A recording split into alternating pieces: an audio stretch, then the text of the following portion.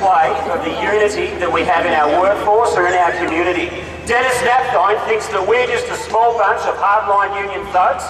Well, we call on him to stick his head out of his office, have a look out here and tell us that we're a small group. What do you think?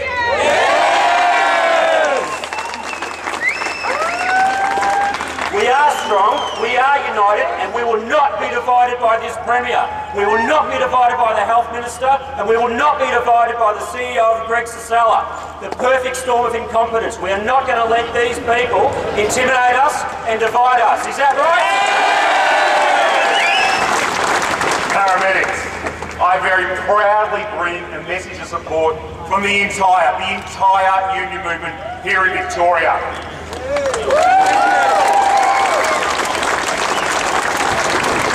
We are 500,000 members strong, and every single one of them has your back today.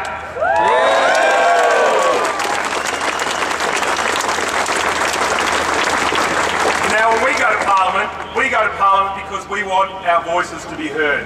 So in a very traditional union way, I'm going to say AEA and you're going to say here to stay. So, AEA! Here to stay! AEA! Here to stay! AEA! Here to stay! So I want to ask you a couple of questions and finish on this point.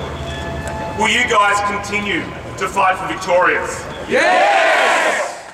Will you guys continue to campaign? Yes! Will you guys win? Yes! I know you will. I was at the scene and watched as 5 professional paramedics worked tirelessly on my son.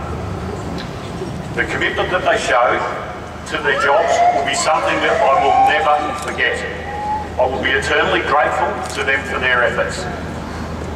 I have directly witnessed the conditions that you've worked under, the stress that you are exposed to on a daily basis, and the lack of internal support for your service. To be honest, I don't know why you do it for your current pay. It is important that all Victorians have a functional and reliable ambulance service. I have experienced your workplace and support your claim for a better pay deal. So don't be like our state government or management of Ambulance Victoria and accept second best. You are world-class paramedics. You need to be paid as such. I too have been directly affected by the poor response times accepted by management of Ambulance Victoria and the state government. I lost my 18-year-old son, Brodie, who waited 27 minutes for an ambulance. I have spoken to a number of paramedics and can see the pain and stress that these standards are having on them. The stress of being part of a service which is losing the race to improve response times must be immense.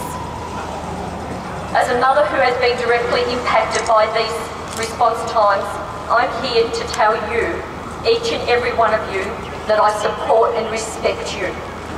The first step in providing Victorians a reliable and functional ambulance service is to pay you, the workers, correctly. Thank you.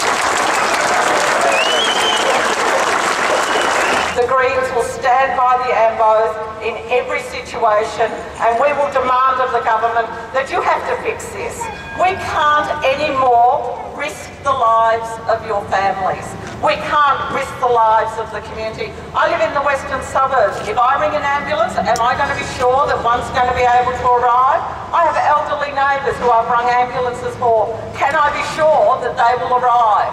I need to have that certainty the way the community needs to have the certainty. And the Greens will stand by you every step of the way. You are doing the right thing. This is not just about wages and conditions. This is about Victorians, their safety, their lives.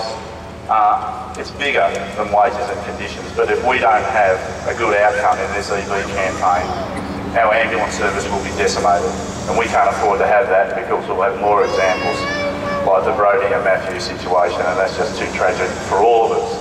This dispute has gone on for 16 months. Too long! 16 months we've been negotiating with this government. They delayed the start of the negotiations for 4 months. They couldn't work it out of what to do. Isn't there an election next year? Yes! I don't think they want you agitating next year going into an election campaign. They're very worried about that. They talk about their wage offer They don't talk about replacing ambulance paramedics with volunteers around the state. So this is what this mob in here, the Conservatives, want to do. They want to turn the clock back 50 years. They want to have a greater utilisation of volunteers. And while volunteers do a very good job to the level that they're trained to, do they replace paramedics? No, they don't. Do Victorians expect a lesser standard of ambulance service in regional and rural areas? No, they don't. So we will not accept any offer that is subject to increasing and expanding the utilisation of volunteers in lieu of using paramedics. Will we? No! I thought I would hear that. We save lives, Denis saves money. We save lives, Denis saves money. We save lives, Denis saves money. We save lives, Denis saves money.